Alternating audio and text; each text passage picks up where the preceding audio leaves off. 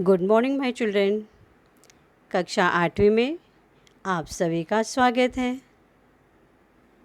कैसे हैं आप सब बच्चों? क्या आप लोग को पता है कि हम 3 व्यक्तियों के या 3 लोगों के सदैव कर्जदार या ऋणी रहते हैं? वे कौन हैं बच्चों? यस, मातृभूमि, माता और पिता। इनका हम बच्चों आजीवन कर्ज अदा नहीं कर सकते हैं, मात्र उनकी सेवा करके थोड़ा कर्ज अदा कर सकते हैं। तो बच्चों, इसी से संबंधित आज हम लोग पाठ 1 मातृभूमि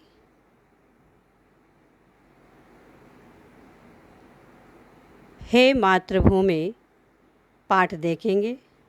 चलिए पाठ देखते हैं बच्चों।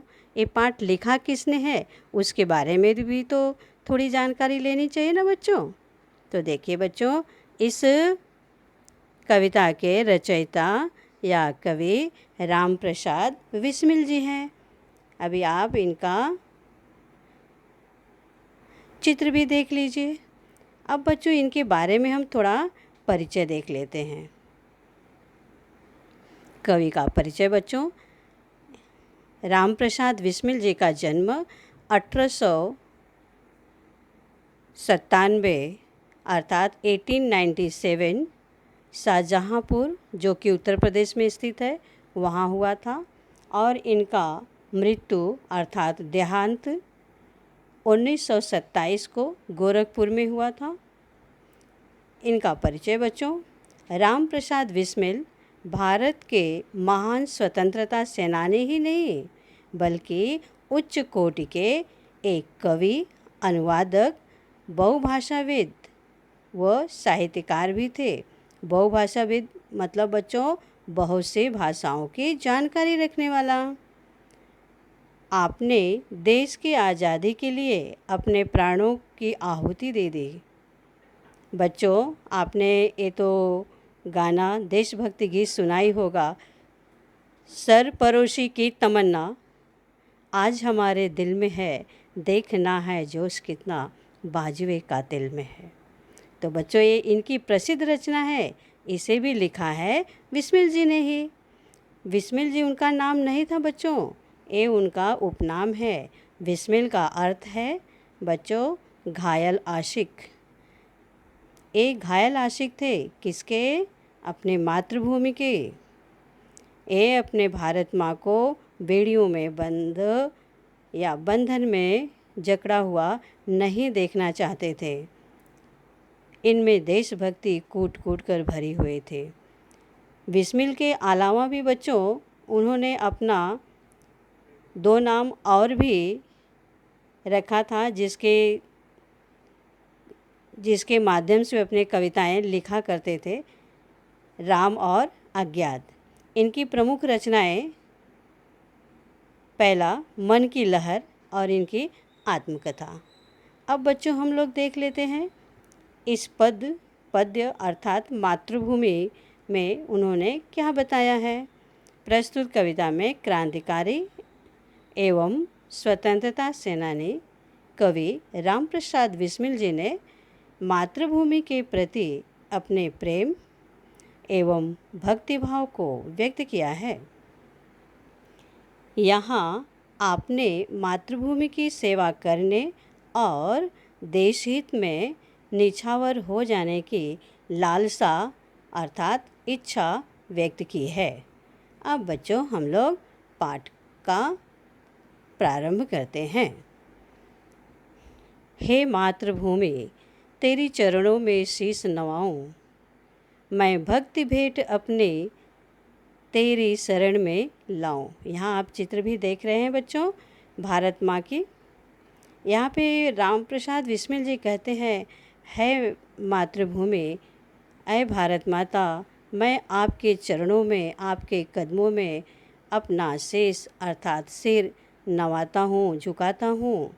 मैं अपने भक्ति रूपी भेंट मतलब उपहार, भेंट मतलब उपहार, मैं अपनी भक्ति रूपी उपहार आपकी शरण में लेकर आया हूँ, इसे स्वीकार कीजिए।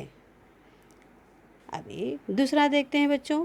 माथे पे तू हो चंदन, छाती पे तू हो माला, जिह्वा पे गीत हो तू हो मेरा, तेरा ही नाम गाऊं।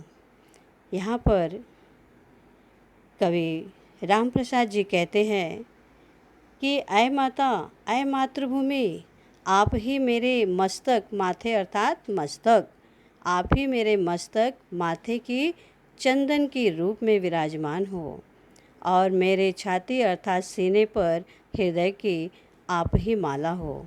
जिह्वा गीत, जिह्वा अर्थात बच्चों जीभ, टंग, जिह्वा पे, मेरे जीभ पे बस केवल आपका ही नाम, आपका ही गीत सदा हो, और मैं सदा ही आपका नाम जपता रहूं, गाता रहूं। आगे देखते हैं बच्चों। जिससे सपूत, सपूत अर्थात बच्चों सुपुत्र, उपजे जन्म लेना, श्री राम कृष्ण जैसे उस धूलि को मैं तेरी निज शीश पे चढ़ाऊं। निज अर्थात बच्चों स्वयं, खुद, धूल मिट्टी। यहाँ पर बिस्मिल जी कहते हैं, ऐ माँ आप कितनी महान हो, आपके ही जमीन पर सुपुत्र श्री राम और श्री कृष्ण जैसे महान भगवान का भी जन्म हुआ। ऐसे पवित्र मातृभूमि, आपके धूल, चरणों की धूल को मैं सदा अपने शीश पर चढ़ाऊं, ऐसी मेरी अभिलाषा है। माई, समुद्र जिसकी पद रज को नित्य धोकर करता प्रणाम तुझको, मैं वे चरण दबाऊं। वाह, कैसे उन्होंने अपनी देशभक्ति, मातृभक्ति किस ढंग से, किस शब्दों में उन्होंने व्यक्त किया है। माए अर्थात माँ, ऐ भारत माँ, समुद्र अर्थात सागर, पद पैर, रज धूल या मिट्टी, नित्य रोज। यहाँ पे कवि कहते हैं, ऐ भारत माता, आपकी चरणों को तो समुद्र भी रोज़ चरण आपका पखारता है, चरण आपका धोता है, धोकर आपको प्रणाम करता है। ऐ माँ, मैं भी आपका चरण दबाना चाहता हूँ, आपकी सेवा करना चाहता हूँ। चरण दबाना अर्थात बच्चों सेवा करना। अब बच्चों आगे बढ़ते हैं। सेवा में तेरी माता मैं भेदभाव तज कर, वह पुण्य नाम तेरा प्रतिदिन सुनो सुनाऊं। यहाँ पे अपनी सेवा भक्ति व्यक्त करते हुए राम प्रसाद बिस्मिल जी कहते हैं बच्चों कि ऐ माता, आपकी सेवा मैं हमेशा करता रहूं, और मेरे मन में कोई भी किसी भी प्रकार का भेदभाव ना हो। मैं सभी भेदभाव को तज कर आपकी सेवा करता रहूं। वह पुण्य नाम तेरा, ऐ माँ मातृभूमि, वह पुण्य पवित्र नाम आपका प्रतिदिन हर रोज़ सुनता रहूं, दूसरों को भी सुनाता रहूं। आगे देखते हैं बच्चों। तेरे ही काम आऊं, तेरे ही मंत्र गाऊं, मन और देह तुम पर बलिदान में जाऊं। यहाँ पे अपनी अभिलाषा व्यक्त करते हुए कहते हैं कि ऐ माँ, मैं मरते दम तक केवल आपकी ही सेवा करूं, आपके ही काम आऊं, और आपका ही नाम रूपी मंत्र सदा गुनगुनाता रहूं, गाता रहूं। आपके लिए तो मेरा मन, देह मतलब तन, शरीर, मेरा मन और शरीर सब तुम पर बलिदान अर्थात निछावर, निछावर है। अब बच्चों, अब हम लोग आगे देखते हैं। पाठ तो आपको अच्छे से कविता समझ में आ गया होगा। और बच्चों एक कविता कंठस्थ कर लेना, याद कर लेना है।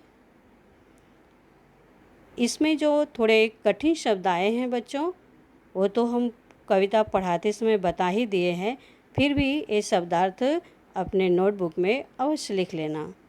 नवाना, झुकाना, शीश, सिर, भेंट अर्थात उपहार, जिह्वा, जीभ, सपूत, सुपुत्र, उपजे, पैदा होना, निज, अपने, रज, धूल या मिट्टी, तज कर, त्याग कर, बलिदान, निछावर, देह अर्थात तन या शरीर। अब बच्चों इसी कविता के सभी जो वर्कशीट में आपको सभी प्रश्न मिल जाएंगे, परंतु भाषा बिंदु यह हम लोग थोड़ा अलग ढंग से देख लेते हैं। ये जानकारी आप लोग अपने नोटबुक में अवश्य लिख लेना। इस पाठ में बच्चों अंत में देखिए, आप अगले पन्ने पर दिया है कि विराम चिन्हों के नाम और उनका उपयोग कहाँ करना चाहिए और उस विराम चिन्ह को क्या कहते हैं। तो पहला है बच्चों पूर्ण विराम चिन्ह, आप देख रहे हैं ना, यह है पूर्ण विराम। इसका उपयोग बच्चों वाक्य के अंत में किया जाता है। जब वाक्य कंप्लीट हो जाता है तभी पूर्ण विराम का उपयोग किया जाता है। दूसरा है बच्चों चिन्ह, तो आप देख रहे हैं सामने, अर्धविराम चिन्ह। उसे क्या कहते हैं? अर्धविराम चिन्ह।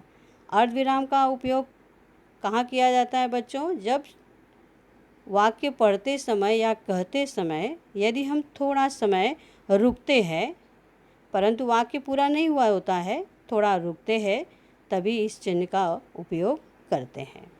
तीसरा देख लीजिए, प्रश्न चिन्ह या प्रश्न सूचक चिन्ह। इसका इस्तेमाल बच्चों प्रश्नार्थी वाक्यों के अंत में किया जाता है।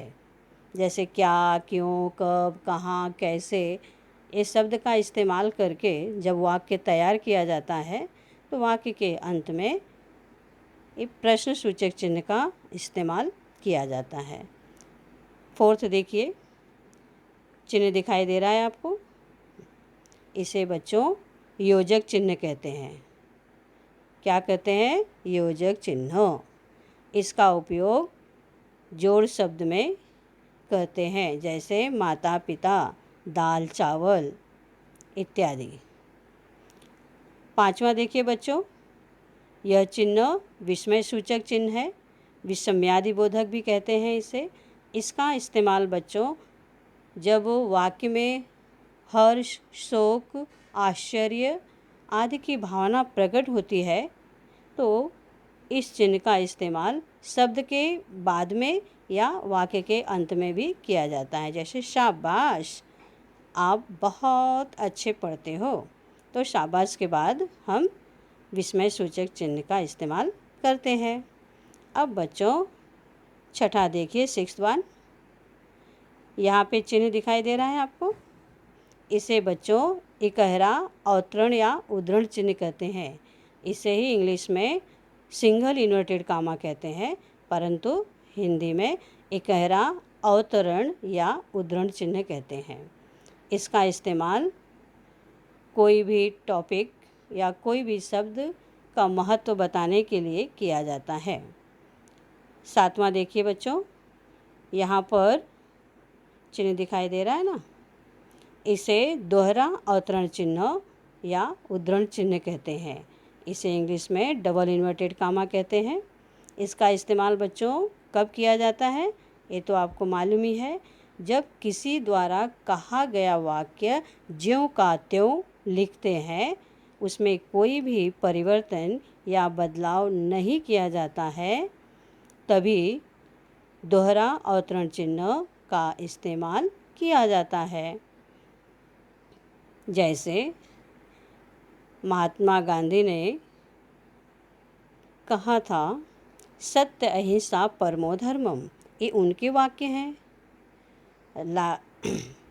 लाल बहादुर शास्त्री जी ने क्या कहा था बच्चों? उनके नारा क्या है? जय जवान जय किसान। तो उसमें हम लोग कोई परिवर्तन नहीं कर सकते, तो यह दोहरा अवतरण चिन्ह का इस्तेमाल वहाँ पर किया जाता है।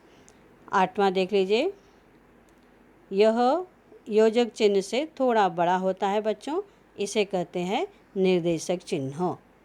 निर्देशक चिन्ह का इस्तेमाल कोई भी संस्था, टॉपिक के बाद में इस चिन्ह का उपयोग किया जाता है। धन्यवाद बच्चों, धन्यवाद।